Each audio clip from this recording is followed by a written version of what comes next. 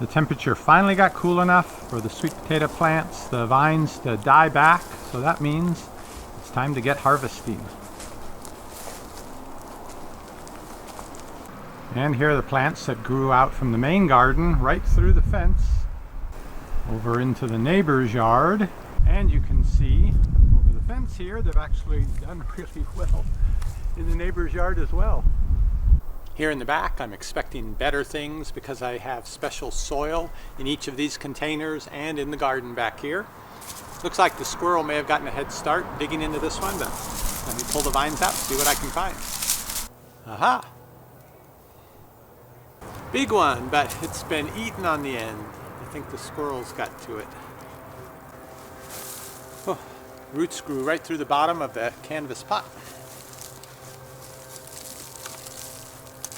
Whoa, lots of potatoes in here. Look at that.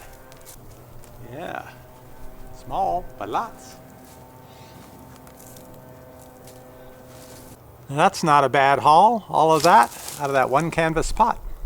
This pot has Adirondack blue potatoes, which are like regular russet potatoes, except they have the blue coloring throughout. Here's a nice one right off the top. Oh, there's another one. Potatoes, where are you hiding? Is that all?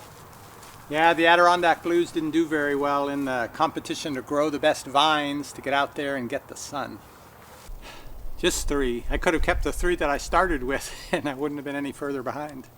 Now this container is purple sweet potato, and when I slid it over I was surprised to see underneath of it in the soil under the pot there's a pretty nice purple sweet potato. Oh, this looks chock-a-block with potatoes. Huge ones too. Oh my goodness. This has got to be a 2-pounder. I don't want to break it.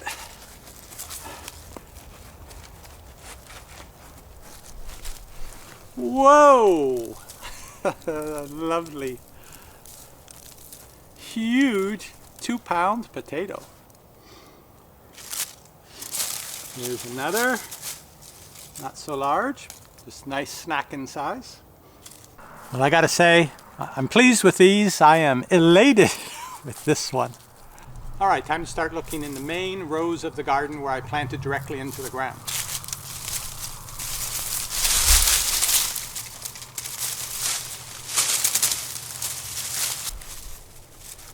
A beauty. Yeah, I don't know how far down I need to look.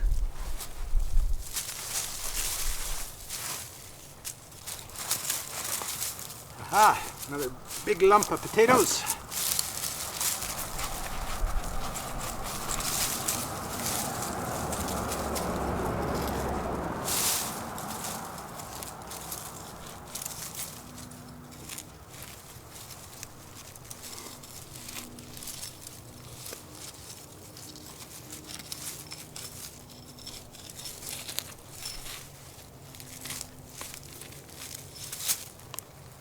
I don't know if it's a lump so much as a clump.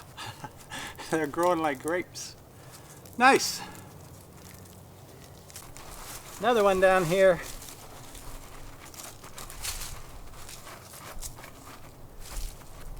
Whew, long one.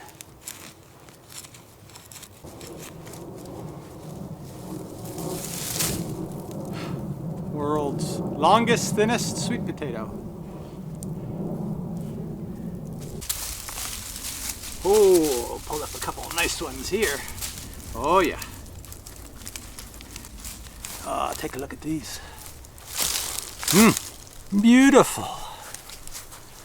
Snack size, meal size. I've been 5 minutes excavating these two already, and this one's a little loose. This one isn't even moving yet, so there's still a whole lot of potato down underground. And here they are. I got them up out of the ground without bruising them or scraping off the skin. Yay me, and they look like good eating. So here is the haul from one row. Very nice, and I've got 7 more rows to go through. I think I'll update you once I've pulled all the potatoes out of the ground that I can find. Well, it took hours to clear all the vines and dig up all the potatoes. Here are the sweet potato vines.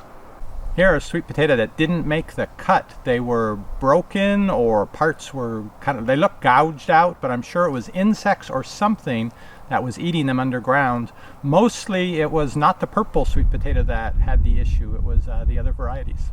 And finally, here is my haul of sweet potatoes. As you can tell, it's mostly purple sweet potato, which is most of what I planted. Some Hannah sweet potato, some supermarket variety Jewel sweet potato. I spent hours digging up all these potatoes. This was one of my favorite because I pulled it up and it came out just like this, just like bananas in a bunch. This is a bunch too, but it turned out kind of weird. I think it lends itself to a do your own caption contest. And I'm sure there are still more sweet potato under the ground that I missed. And once spring comes, the sun starts staying in the sky longer and it warms up. Whether I want to have more potatoes growing here or not, there will be. So I'm pleased with the harvest. I will do things differently next year. I'll not put that nitrogen in early because I think that's what extended the season so long for the vines, kept the foliage growing and didn't have the potatoes get started till too late. Also, I'm thinking of putting in raised beds for growing them in. For some reason, I've got the soft soil that I tended to very nicely and put the amendments in and so forth. The potatoes seem to prefer to grow in the hard soil outside of that area where I had to dig and dig to get them out. So I'm thinking raised beds about a couple feet up will control better where the potatoes actually grow and make it a lot easier to harvest next year. And now I'm sort of at the mercy of the squirrels because I've got to leave these potatoes out here on this platform to get some air, some heat in the afternoon so that they set properly. Once that's happened, then I can take them indoors, maybe in the garage, put them in a cool place in some boxes or bins, and they'll keep pretty well if they've set okay in the heat before I do that. So I'm hoping the squirrels won't be able to get up on this platform, but the squirrels, they get everywhere. And I'm hoping they haven't developed a taste for sweet potato and they'll just stick to collecting the nuts under the trees. And speaking of nuts under the trees, I spent a lot of time on this project from back in February, starting to grow the slips, transferring the slips into the ground, watering and fertilizing and looking out for the plants and being amazed at how much they grew, and then finally pulling up all the vines and harvesting the potatoes. But definitely worthwhile. It's been a great experience.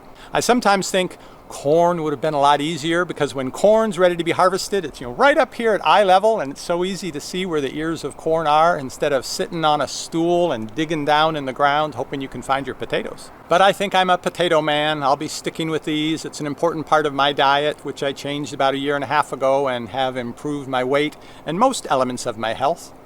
But the purple sweet potato have been the key to that.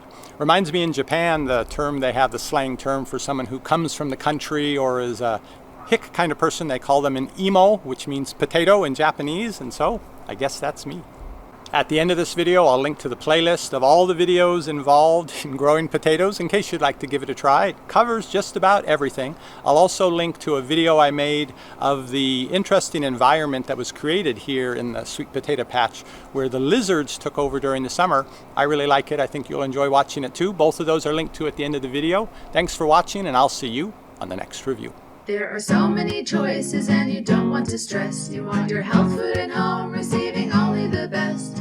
That's what we're here for, we give honest reviews. parristx.